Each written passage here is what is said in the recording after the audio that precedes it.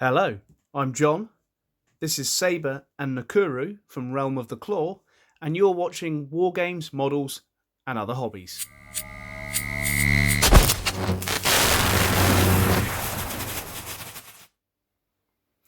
Now in this video, we're going to take a look at these two characters from the Realm of the Claw series that was produced about 20 years ago by Stan Winston Creatures. I picked these two up when I was on a trip to America. Really liked the look of the series. Unfortunately, I could only get two at the time, but since then I've managed to pick up the other four from the series. And the next four videos we're going to unbox each of those and have a look at what's in them. But for now we're going to take a look at these two. So I'm just going to move Nakuru to one side so we can have a look at Sabyr. Now each of the characters comes with their own little card with description on them. Unfortunately, the website is now defunct and doesn't exist, so you can't get the other information that was on there. Also, I've never had the chance to read the comics of Realm of the Claw, which is a real shame. One day I might be able to get my hands on them to have a good read. But for now, let's have a look at Sabyr. Now, each of these characters, if I just take it off the base, comes with a base, a few extra little details, as well as a selection of weapons. So Sabyr comes with this spear with what looks like a big claw on the end. Also this rather nasty looking bladed knuckle duster. They don't have many points of articulation. They're more a statuette rather than a toy. So you can see that the arm only has a shoulder and partial wrist movement. Not much on this one because it's been so long sitting in that position. But you can see the wrist moves on this one. The shoulder moves. There is a torso movement as well, both at the hips and in the body. And then again, the legs, hips, and the feet move slightly. These have been sitting on a shelf for years, so they're slightly dusty, but do still move slightly, but don't want to damage them too much.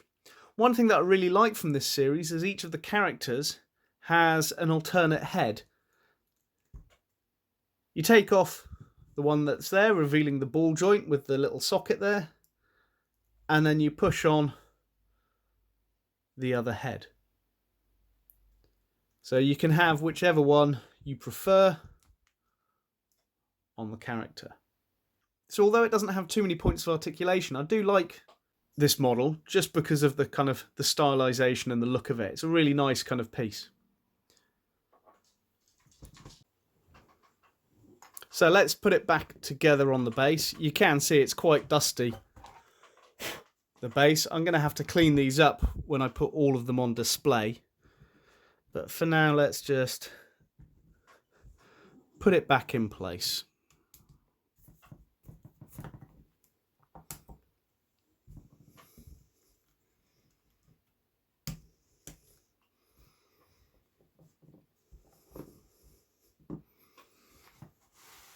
So there is Sabyr with his open mouth sitting on the base.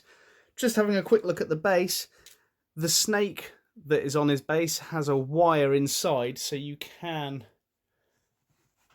bend and adjust it. Also has a chain around its neck. As I haven't read the comics, I'm not sure on the relevance of the snake, but it's a cool piece on the base. So let's have a look at Nakuru. Again, his information on the back. I'll talk about, let's have a look at both the cards. I'll talk about these when we have a look at the other characters from the series.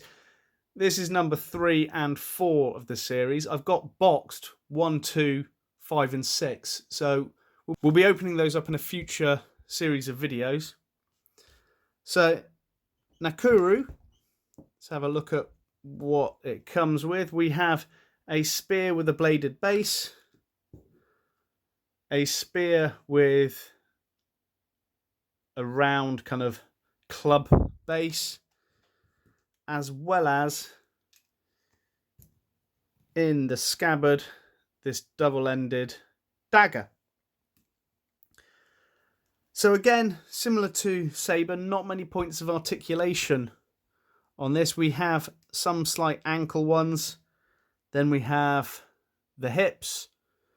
This one also has some thigh movement, and then the arms have shoulders, twist at the elbow, and the wrists.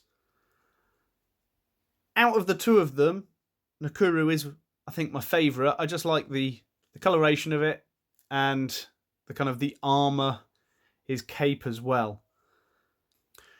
His alternate head is a roaring head. I like both of these ones. What I'm thinking of doing with all the alternate heads is actually mounting a little base so they can all sit on them. Now, looking at the base, it's a section of ruined, I'm going to assume a ruined temple or something like that.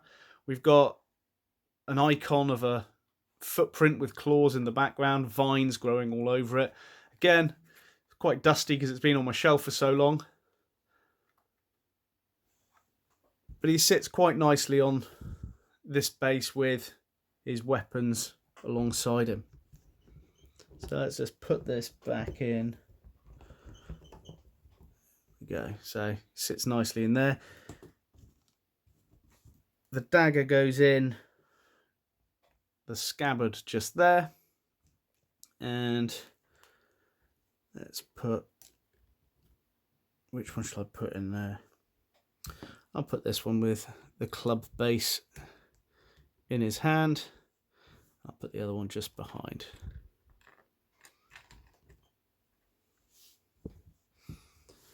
So there's these two characters from Realm of the Claw. If you've got any questions or want to see any further details on these, please put a comment below. In the next video, we're going to be opening up one of the boxed ones I've got, and we'll have a look at all of the parts that are in there. But until then, please like, comment and subscribe. I'm John. You've been watching War Games, Models and Other Hobbies. Stay safe, and I'll see you next time.